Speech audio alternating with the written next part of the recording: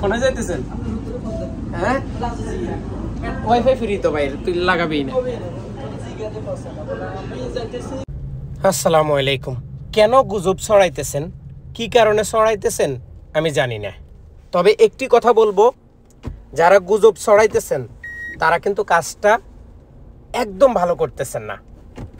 আমি মাননীয় উপদেষ্টা ডক্টর ইউনূসকে একটি কথা বলবো, বর্তমানে যে বাংলাদেশের মানুষ যে পরিমাণ সৌদি আরবের বিষয় নিয়ে গুজব ছড়াইতেছে, এই বিষয়ে তাদেরকে আইনের আওতায় নিয়ে আসা খুবই জরুরি।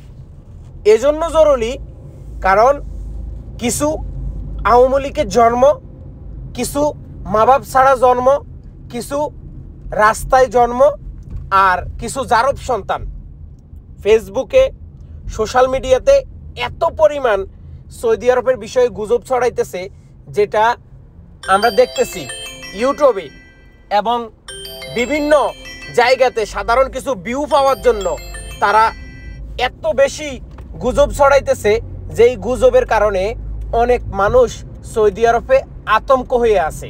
আসলে মূলত সত্যটা কেউ যাচাই করে না।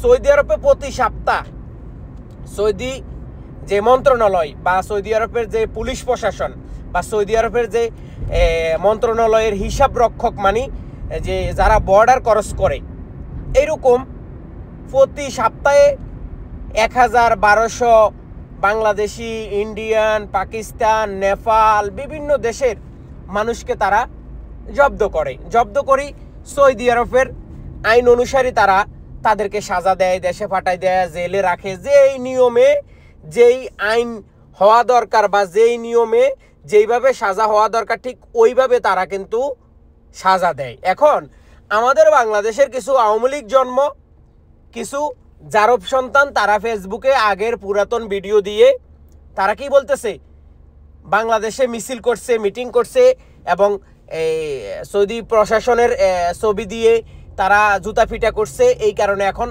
সৌদি আরব থেকে দড়ি মানুষরে বাংলাদেশে ফাটাই দিতেছে। এটা হচ্ছে কি সম্পূর্ণ গুজব।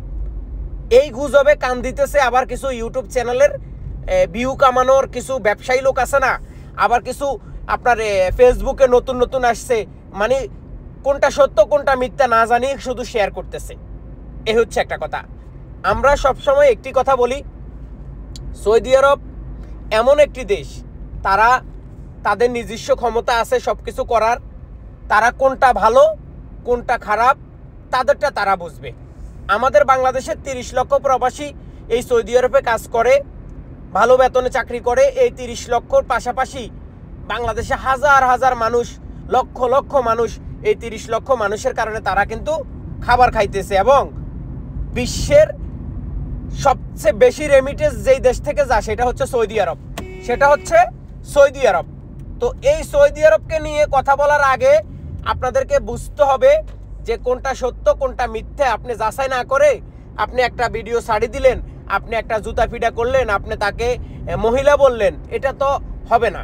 এই বিষয়ে আমি মাননীয় প্রধান উপদেষ্টা ডক্টর ইউনূসকে বলবো, আপনি একটি বিজ্ঞাপন জারি করেন, যারা এখন থেকে যেই কোনো দেশকে নিয়ে, সেটা হোক বাংলাদেশ, সেটা হোক ইউরোপ, সেটা হোক আমেরিকা, যে কোনো দেশ, সত্য প্রচার করুন, কোনো অসুবিধা নাই। কিন্তু গুজবে যদি কেউ গুজব ছড়া, তার ফেসবুক থেকে তার ফেসবুক বন্ধ করে দেওয়া হবে এবং তাকে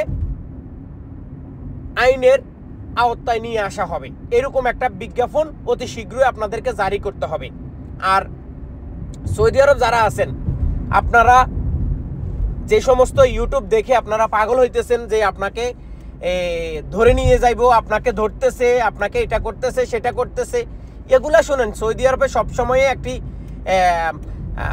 তদন্ত হয়। সৌদি আরবে সবসময় আপনি যারা বর্ডার ক্রস করে, যারা অবৈধ হয়ে যায়, তাদেরকে সব সময় প্রতি সপ্তাহে হাজার মানুষ ধরতেছে।